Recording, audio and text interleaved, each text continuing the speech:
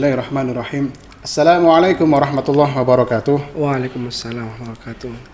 Para pemirsa, para pendengar semuanya, selamat datang kembali di podcast MTS 1 Kota Malang. Hari ini kita bersama dengan Habib Ali Akbar. Habib Ali Akbar ini sudah terkenal di Kota Malang.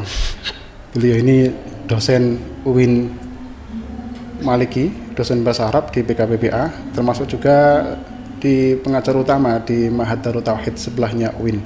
Hari ini kita akan berbincang-bincang terkait dengan Maulid. Assalamualaikum warahmatullahi wabarakatuh ya Habib. Waalaikumsalam warahmatullahi wabarakatuh ya Gus. Kak Gus, gimana kabarnya ini? Alhamdulillah. Lama tidak bertemu di MTSN 1 Kota Malang. Iya, alhamdulillah. Hari ini kita akan banyak bincang-bincang terkait dengan Maulid. Jadi seperti yang telah kita ketahui, anak-anak sekarang itu sudah posisinya berbeda dengan kita dulu. Mereka ini tidak bisa dilepaskan dari teknologi. Sekarang HP, laptop itu sudah sedikit banyak memberikan pengaruh kepada mereka dan memang tidak bisa lepas karena memang kemajuan ilmu pengetahuan. Nah, ini terkait dengan Maulid ini, apa kira-kira pesan yang bisa disampaikan untuk anak-anak? Gimana, Ustaz? Iya, terima kasih Ustadz Faruk atas waktu yang sudah diberikan. Bismillahirrahmanirrahim. Di antara haknya Rasulullah itu adalah mencintai Nabi secara seutuhnya, termasuk juga mencintai keluarga dan sahabat Nabi. Maka sebagai bentuk cinta kepada sahabat Nabi, kita perlu juga harus mengikuti apa yang pernah disampaikan oleh para sahabat Nabi. Salah satunya adalah Sayyidina Ali bin Abi Thalib dalam konteks mendidik anak. Insya Allah antum dan siapapun juga banyak dari kita yang mengetahui ungkapan beliau ini, di mana beliau pernah mengatakan yang artinya adalah didiklah anakmu sesuai dengan masanya, sesuai dengan zamannya, karena mereka itu dilahirkan di zaman yang berbeda dengan zamanmu ketika dulu kalian dilahirkan. Nah, memang betul sekali Ustadz Faruk bahwa kita, jangankan anak-anak, kita pun semua, hampir semua manusia, hampir seluruh penduduk tanah air, yaitu tidak bisa lepas dari yang namanya telepon pintar atau kemajuan teknologi. Insya Allah dulu ketika kita pernah kuliah S2, waktu itu saya pernah membuat sebuah makalah bersama teman, makalah kerja kelompok, itu tentang memanfaatkan media sosial sebagai alat untuk berdakwah. Nah, di situ kami melihat bahwa media sosial atau teknologi ya itu seperti pisau bermata dua. Ya, kalau pisau itu ada di tangan seorang ibu rumah tangga yang salihah, maka insya Allah pisau itu akan dia gunakan untuk kemaslahatan. Tetapi kalau pisau itu berada di tangan seorang yang tidak baik akhlaknya, tidak baik perilakunya, atau mohon maaf seorang preman, bisa jadi digunakan untuk melakukan tindak kejahatan. Begitu juga halnya dengan telepon genggam atau teknologi atau media sosial yang barangkali sudah tidak bisa lepas dari kehidupan sehari-hari, termasuk bagi anak-anak kita. Maka disinilah kita sebagai orang tua perlu melakukan yang namanya pengawasan. Melarang sama sekali mustahil. Ya mungkin dibilang mustahil enggak, tapi kayaknya mosok iyo sih nanti dilarang. Dilarang di rumah.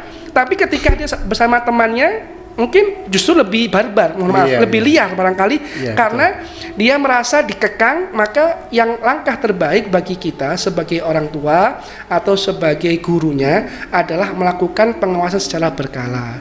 Saya ambil contoh ya, misalnya kalaupun HP anak kita di password, kita orang tua harus tahu passwordnya. Ya, nggak boleh orang tua nggak tahu passwordnya. Nggak boleh dibiarkan sendirian. Ya, biarkan sendirian. Jadi orang tua loh, nah ini kok di password? Kenapa? Anumi itu bi nggak mana passwordnya?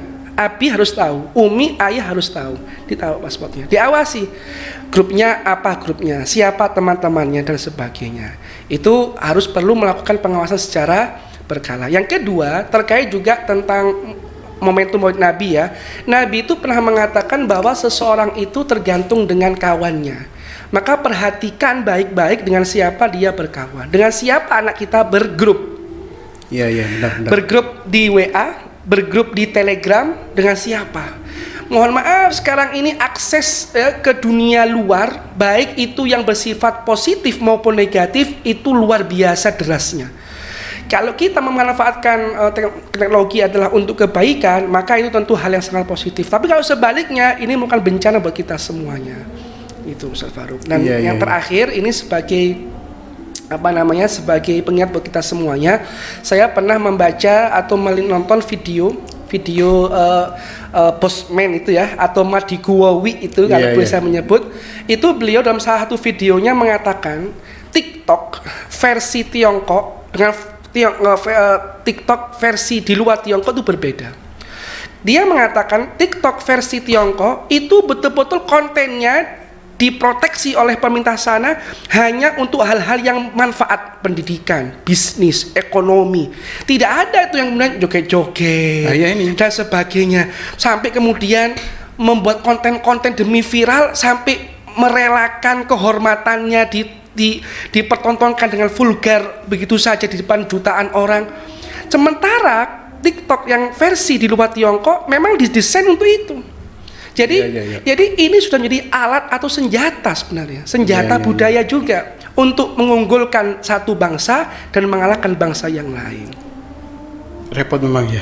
Nah, satu sisi kalau kita ini tidak waspada, kalau kita ini tidak benar-benar kontrol kepada anak, ternyata memang tidak terasa dibelokkan ke yang tidak benar ya. Betul, Ustaz. Ya, sehingga memang bagaimana ya ini supaya anak-anak ini meskipun di madrasah itu kita sudah berikan batasan terkait dengan laptop dan HP, tapi memang kadang-kadang ada beberapa waktu yang kita ini kadang-kadang kalah dengan anak-anak, sehingga pengawasan kita ini kadang-kadang masih kalah dengan tingkah laku anak-anak atau mungkin bagian daripada kita, sehingga mungkin penting sekali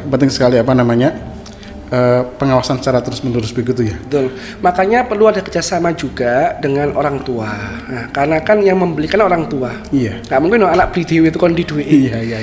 Yang mensubsidikan taruhlah subsidi mungkin ya, atau paruiding lah, separuh-separuh, mungkin uang habis lebaran ditambah orang tuanya, tapi tetap orang tua akan tanggung jawab di sini. Maka perlu ada tanggung jawab bersama, dan juga Ustaz Farouk perlu juga dalam kaitan sebagai sebuah lembaga pendidikan mungkin juga mengadakan kajian-kajian tentang pemanfaatan teknologi yang sehat, yang baik seperti apa, dan juga apa mudaratnya teknologi jika digunakan tidak sebagaimana mestinya. Itu penting sekali, sehingga anak-anak itu tidak hanya dia didoktrin, kamu ini harus gini, tapi dia juga punya alasan kenapa saya harus menjaga HP saya supaya tidak saya gunakan untuk hal yang buruk. Kenapa? Ini supaya anak-anak itu juga bisa dewasa, berpikir secara rasional, dan akhirnya dengan kesadaran dia akan menjaga dirinya dari pemanfaatan teknologi yang tidak seharusnya dia alami seperti itu.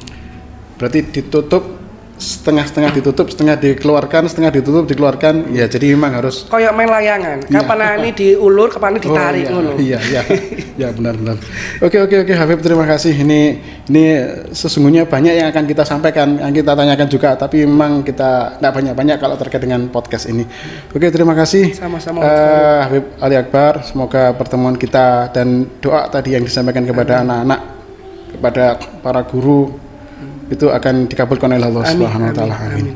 Oke, para pemirsa podcast MTS 1 Kota Malang, demikian tadi kita sudah bincang-bincang dengan Habib Ali Akbar. Semoga bermanfaat semuanya. Terima kasih. Wassalamualaikum warahmatullahi wabarakatuh. Waalaikumsalam warahmatullahi wabarakatuh.